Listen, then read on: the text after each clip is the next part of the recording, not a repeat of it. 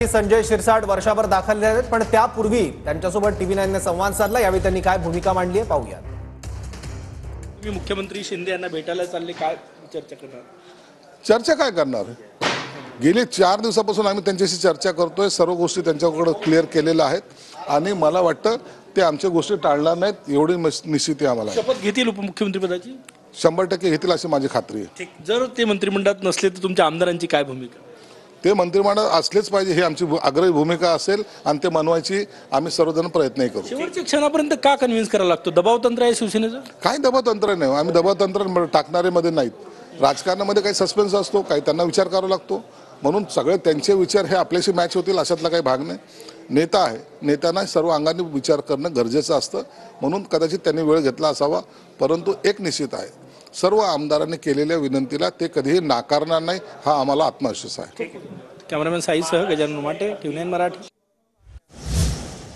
दरम्यान दादा भुसे आणि सुहास बाबर शिंदेंच्या भेटीसाठी आता वर्षा बंगल्यावर दाखल झालेले आहेत। दादा भुसे आणि सुहास बाबर हे आता शिंदेंशी चर्चा करणार आहेत।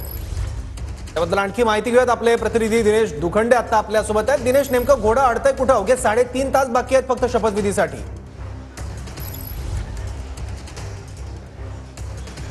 बघा, शपथविधीला अवघे 4 तास शिल्लक असताना उदय सामंत, संजय शिरसाट, भरत गोगावले हे पत्रकार परिषद घेतात।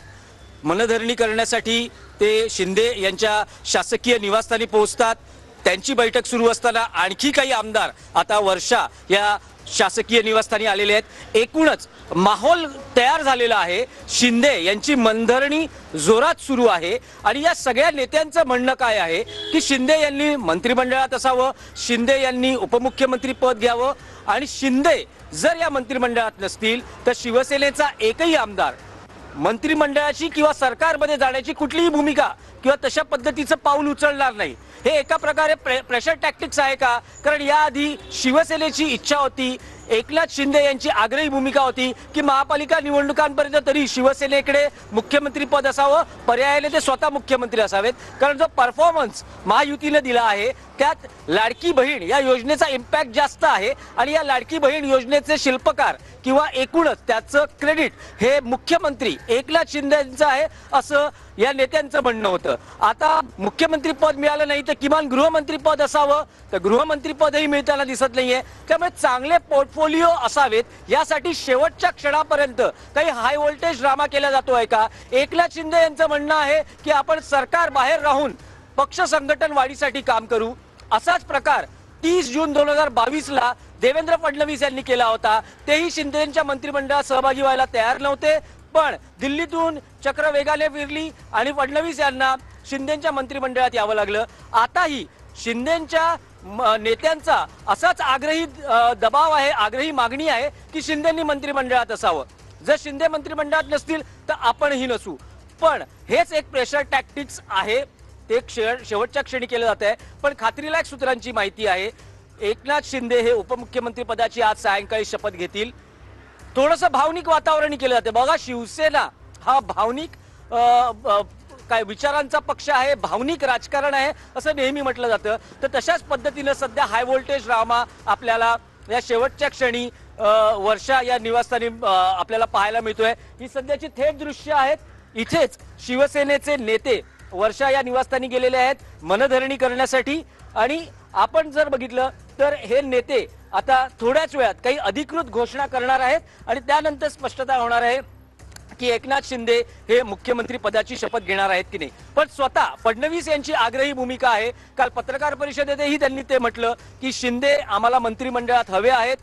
अजित पवार आणि एकनाथ शिंदे यांच्यात थोडी या पदावरून किंवा या शपथेवरून टोलेबाजी झाली। अजित पवार यांचं म्हणणं होतं मी तर शपथ घेतो आहे, एकनाथ शिंदेंचं माहित नाही। त्यावर एकनाथ शिंदेंनी म्हटलं होतं की अजितदादांना 2 वेळा म्हणजे शपथविधीचा अनुभव आहे, सकाळी शपथविधी, संध्याकाळी शपथविधी, अशी थोडीशी टोलेबाजी बघायला मिळाली होती। तर शेवटच्या क्षणापर्यंत सस्पेन्स कायम ठेवून एक माहोल तयार केला जातो आहे।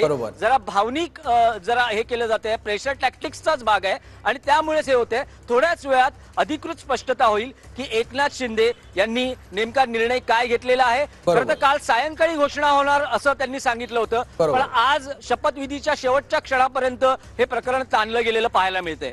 बरोबर. आणि पुढच्या 3-3.5 तासात सुद्धा नेमकं काय काय घडतंय बघावं लागेल. दिनेश, धन्यवाद या महत्त्वाच्या माहितीबद्दल आणि विश्लेषणाबद्दल. पुन्हा शिंदेंच्या मनधरणीसाठी शिवसेना आमदारांची वर्षा निवासस्थानी गर्दी झाल्याचं कळत आहे आणि त्यांची मनधरणी करण्यासाठी आता हे सगळे शिवसेनेचे आमदार इथे आलेले आहेत. आतापर्यंत 7 आमदार वर्षा निवासस्थानी दाखल झाल्याचं कळत आहे.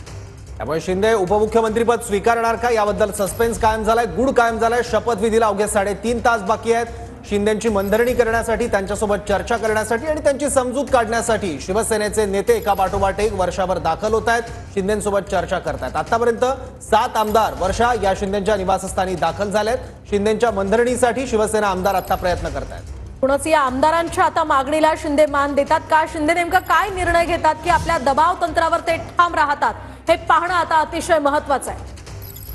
काल सुद्धा पत्रकार परिषदेत शिंदेंनी ठोस भूमिका घेतलेली नव्हती. उपमुख्यमंत्री पदाबाबत त्यांनी मौन बाळगलं होतं. आता नेमकं उपमुख्यमंत्री पदाबाबत काय निर्णय होतो, शिंदे त्याबद्दल काय भूमिका घेतात हे बघावं लागेल. शिंदे डीसीएम पद स्वीकारणार का याबाबतचा सस्पेन्स अजूनही कायम आहे. गूढ वाढत चाललाय.